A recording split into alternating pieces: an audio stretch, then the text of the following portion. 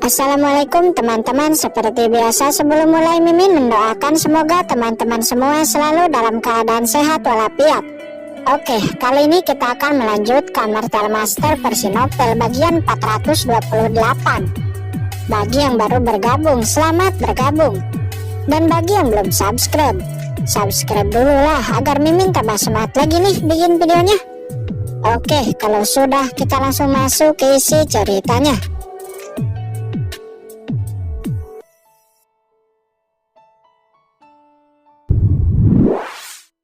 Rahasia ini belum saya ajarkan kepada siapapun, bahkan kepada klan saya sendiri.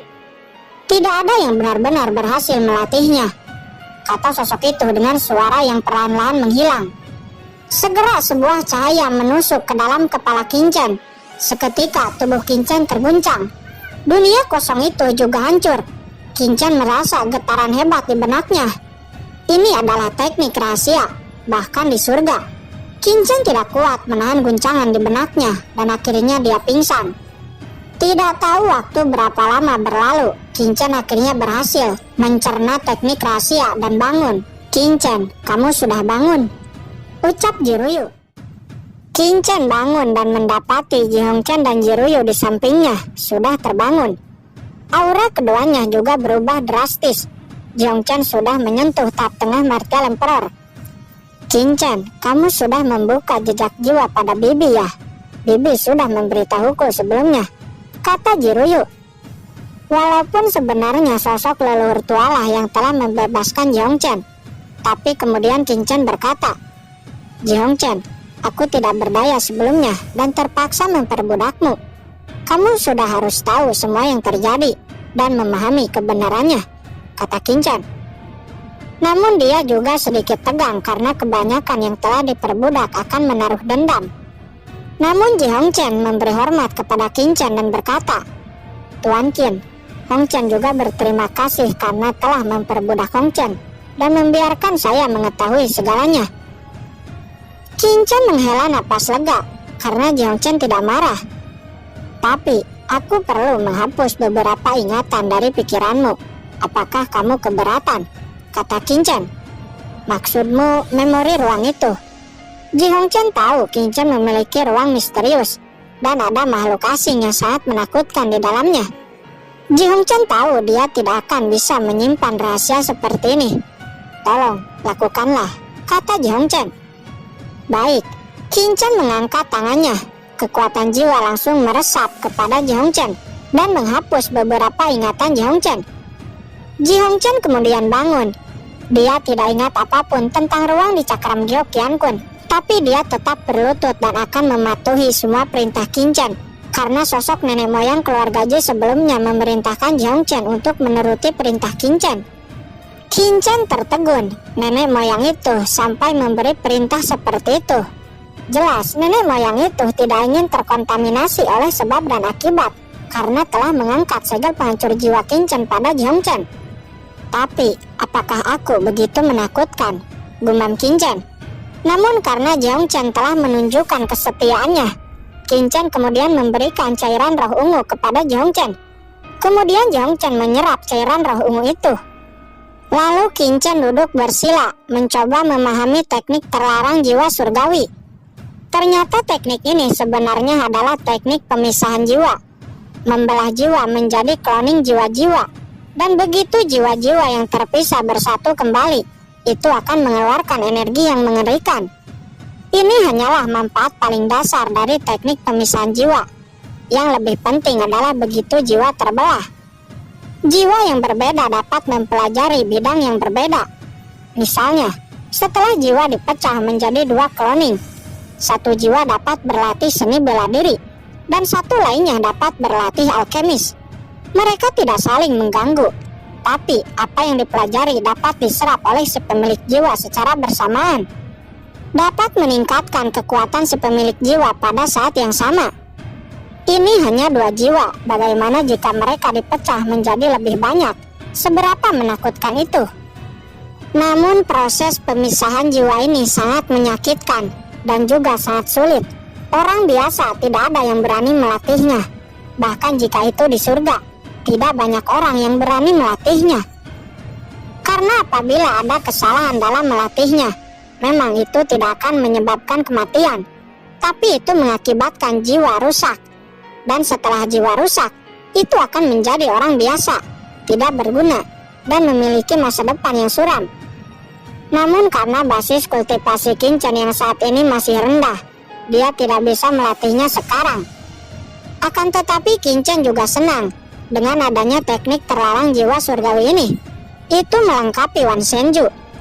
Wansenju adalah seni rahasia jiwa yang sedang dipelajari oleh Kincen. Wansenju ada 5 tingkat. 1. Badai mental. 2. Sangkar ajaib. 3. Mata terlarang. 4. Kekuatan menghancurkan jiwa. 5. Kematian semua dewa. Saat ini Kincen baru mencapai tingkat keempat. Selama dapat menguasai tingkat kelima, itu baru dapat melatih teknik terlarang jiwa surgawi. Namun saat ini yang menjadi pikiran Kincen adalah bagaimana lolos dari kesengsaraan guntur. Kincen kemudian berdiri. Nampak Jeongchen juga telah selesai menyerap cairan roh ungu dan mengkonsolidasikan basis kultivasinya. Senior, saya telah mendapat warisan dari senior. Hormat saya untuk senior, kata Kincen seraya membungkuk memberi hormat kepada patung itu. Pihak lain mengajarinya teknik rahasia terlarang jiwa surgawi yang layak disembah. Di sisinya Jiruyu dan Jeongchen juga berlutut dan memberi hormat. Bagaimanapun itu adalah nenek moyang keluarga Ji. Setelah mendapat penghormatan, patung itu retak, hancur, menjadi abu. Disusul dengan suara getaran di seluruh area terlarang. Batu-batu berjatuhan dan seluruh area terlarang akan runtuh. Keluar, ketiganya bergegas. Saat ini di tanah leluhur keluarga Ji, banyak ahli telah dikumpulkan dan mengelilingi area terlarang. Leluhur tua, apakah kita akan menunggu seperti ini? Bagaimana jika anak itu bertahun-tahun ada di dalam? Apakah kita harus memberitahu Kaisar Wanita Sewan Sinar? Kata Penatu Agung. Tidak, jika memberitahunya, rahasia besar anak itu akan diambil olehnya. Lagi pula, altar reinkarnasi sekarang telah rusak. Kamu pikir apakah dia tidak akan marah? Kata leluhur tua dengan dingin. Tiba-tiba mereka mendengar suara ledakan disertai gemuruh dari area terlarang. Apa yang terjadi di sana? Dalam batasan Jiwuksu terlihat Kincen, Jiruyu, dan Jeongchen berdiri. Mereka hampir tertimpa puing-puing area terlarang yang runtuh. Karena area terlarang telah runtuh, sekarang tidak ada lagi yang menghalangi kesengsaraan guntur Kincen untuk jatuh. Jiruyu, tarik batasan roda kehidupan dan kematian. Begitu guntur jatuh, batasan roda kehidupan dan kematian Jiwuksu mungkin akan hancur, kata Kincen. Oke, kata Jiruyu seraya mendesak selip batu giok. Segera batasan yang menutupi area terlarang tiba-tiba terbuka, dan ketiga Kincen juga dapat dilihat jelas oleh semua orang. Apa? Batasan menghilang. Itu mereka. Ternyata Jiruyu dan Jeongchen bersembunyi di area terlarang. Pantas kami tidak dapat menemukannya. Hei, mengapa area terlarang keluarga Ji saya tidak ada? Kata Penatu Agung wajahnya tenggelam. Selama bertahun-tahun dia bekerja sangat keras untuk memecahkan batasan Jiwuksu. Itu hanya untuk area terlarang. Tapi sekarang area terlarang telah menjadi puing-puing reruntuhan. Sial, kamu telah menghancurkan area terlarang, teriak Penatu Agung dengan marah. Kemudian tatapannya jatuh kepada Jeongchen dan Jiruyu. Kalian berdua telah mengkhianati keluarga. Kalian harus tahu konsekuensinya. Omong kosong apa dengan mereka? Bunuh. Seseorang berkata. Mereka semua penuh dengan niat membunuh. Saat ini hanya leluhur tua yang menatap Kincen dengan curiga. Sebelumnya anak ini hanya setengah langkah Martel Emperor, tapi sekarang telah meningkat pesat, menembus ranah Martel Emperor. Bagaimana dia menerobos dalam waktu sesingkat itu?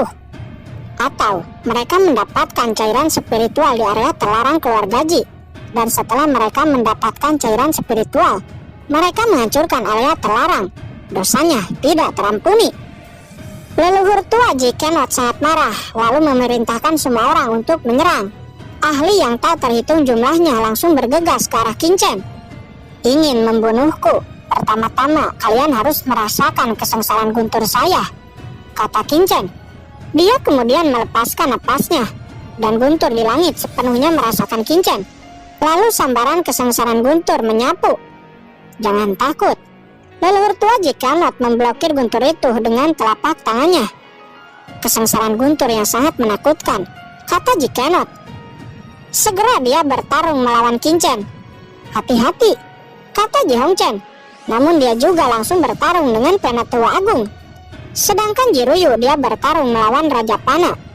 "Jie, gadis kecil, terimalah seranganku," kata Raja Pana. Dia menyerang.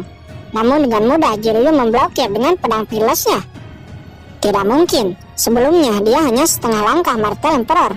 Tapi sekarang, bagaimana dia menerobos dalam waktu sesingkat itu, kata Raja Pana.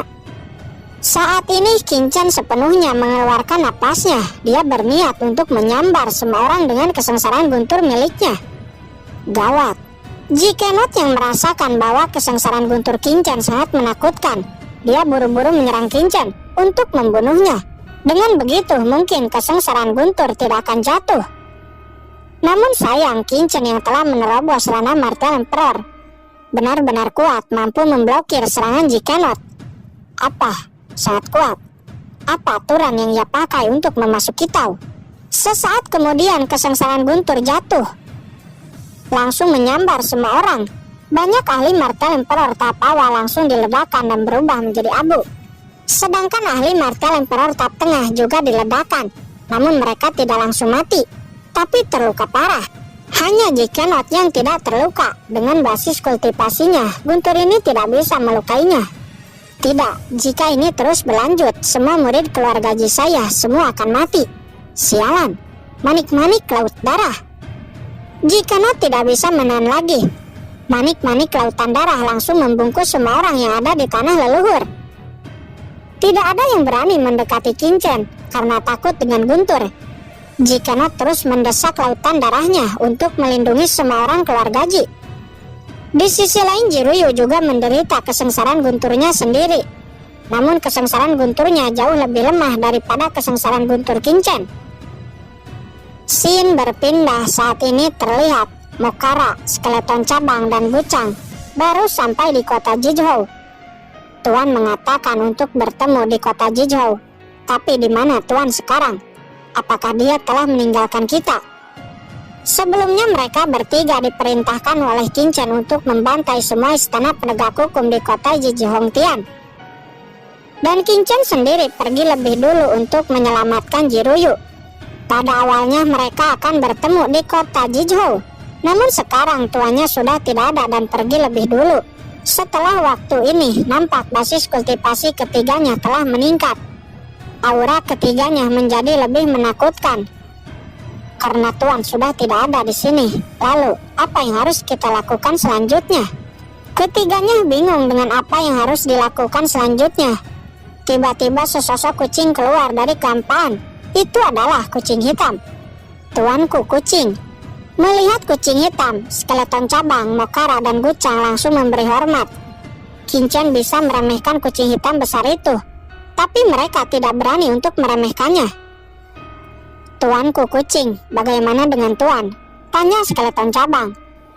Anak itu menyamar sebagai Tinu dari pegunungan Luoxu, dan sekarang dia memasuki tanah leluhur keluarga Ji. Apakah tuan akan dalam bahaya? Tanya Mokara. Seharusnya, jika identitasnya terungkap, dia akan dalam bahaya, kata kucing hitam. Lalu, apa yang harus kita lakukan? Tentu saja pergi ke markas keluarga Ji. Ayo, ikuti aku. Kucing hitam memimpin jalan dan keempatnya bergegas menuju markas keluarga Ji. Sesaat kemudian mereka telah sampai di markas keluarga Ji. Penjaga markas keluarga Ji yang melihat kedatangan 3 orang dan 1 kucing langsung menyalakan peringatan. Segera banyak ahli keluarga Ji muncul. Siapa ini yang berani menerobos markas keluarga Ji saya? Untuk apa kalian datang ke keluarga Ji saya? Kata Ji Daoling. Apakah ada orang bernama Tinu di rumah keluarga Ji sekarang? Kata Mokara. Apakah yang mereka maksud adalah sapi besi itu? Namun pada saat ini sebuah kapal perang muncul dan mendarat di sana. Itu adalah keluargamu. Mereka dipimpin oleh seorang bernama Mo Uji. Mo Uji ini adalah ayahnya Mo Qianyuan yang Kincen patahkan tangannya. Mereka datang untuk mencari Kincen guna membalas dendam. Jidauling, serahkan anak itu kepadaku. Karena dia berani mematahkan lengan anakku, maka dia harus mati, kata Mo Wuji. Mo Wuji, ketiga orang ini juga sedang mencari anak itu. Kepada siapa kami harus memberikannya, kata Jidauling. Mo Wuji melirik ketiga Mokara dan berkata, siapa kalian? Mengapa kalian mencari anak itu? Apakah anak itu juga telah menyakiti kalian? Saya berasal dari pegunungan Luoxu, datang ke sini untuk mencari Tinu, kata Mokara. Oh, ternyata kamu kelompok anak itu. Kalian harus tahu, anak itu telah melukai murid keluarga Mo saya. Maka anak itu pantas untuk dihukum mati, kata Mo Wuji. Mokara tidak peduli dan berkata, oh, benarkah? Di mana orangnya? Qian Yuan, keluar, teriak Mo Wuji. Segera Mo Qian Yuan keluar dengan lengan buntung. Lihatlah lengan putraku. Ini perbuatan anak itu. Jika yang mulia tidak memberi penjelasan, jangan salahkan keluargamu karena tanpa ampun. Hehe, ternyata hanya melukai lengan, kata Mokara. Sosoknya tiba-tiba menghilang dan muncul di sisi Mo Qian Yuan. Sebuah cakar merobek tubuh Mo Qian Yuan. Mo Qian Yuan menjerit, dan sosok Mokara menghilang kembali ke tempat semula. Namun Mo Qian Yuan berubah menjadi kabut darah. Hehehe, sebelumnya itu tidak disebut membunuh putramu, tapi sekarang itu baru bisa disebut membunuh putramu, kata Mokara seraya tersenyum jahat.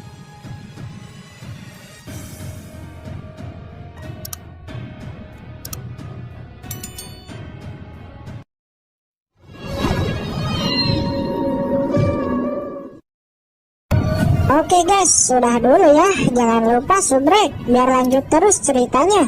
Bagi yang sudah subrek, mudah-mudahan dimudahkan rezekinya. Mimin undur diri. See you next and goodbye.